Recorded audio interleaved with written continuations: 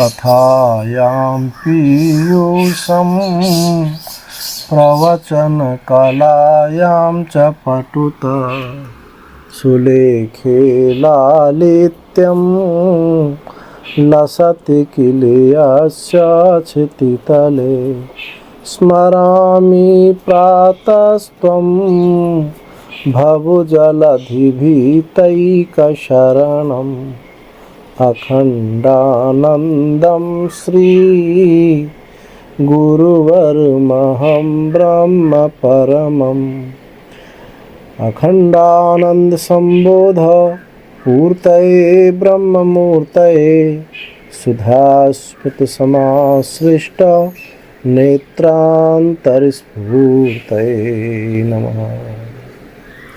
अज्ञान हान मात्रत्वाद मुक्तिः न कर्म साधनम। मुक्ति क्या है? अज्ञान की निवृत्ति ही मुक्ति है।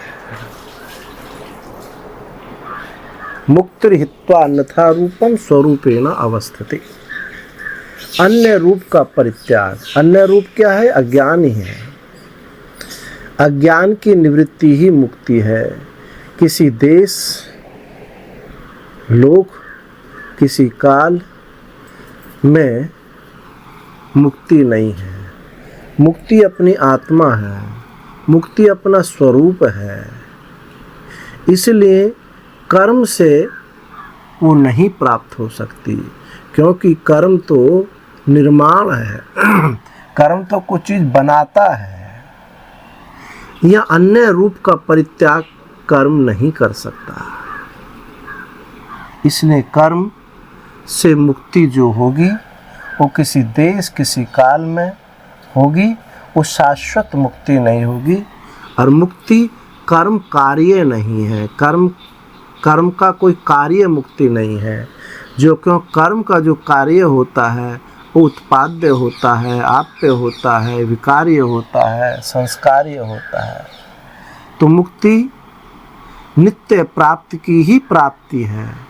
अब प्राप्त की प्राप्ति का नाम मुक्ति नहीं, नित्य प्राप्त की ही प्राप्ति का नाम मुक्ति है।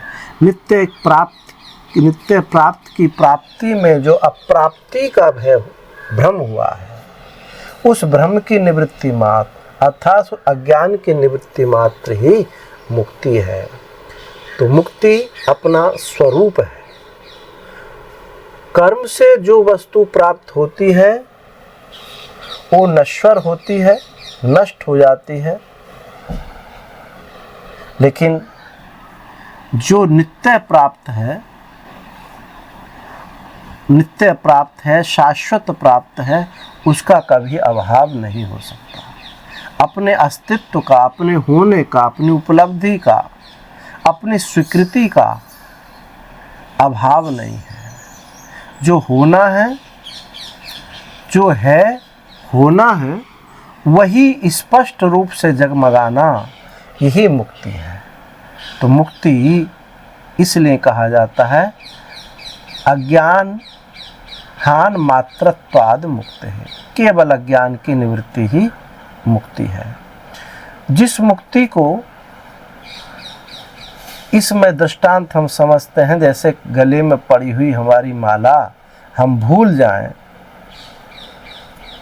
हम ढूंढ रहे हैं, कहाँ कहाँ ढूंढ रहे हैं, लेकिन किसी ने आकर कहा अरे माला तो स्वामी जी आपके गले में है।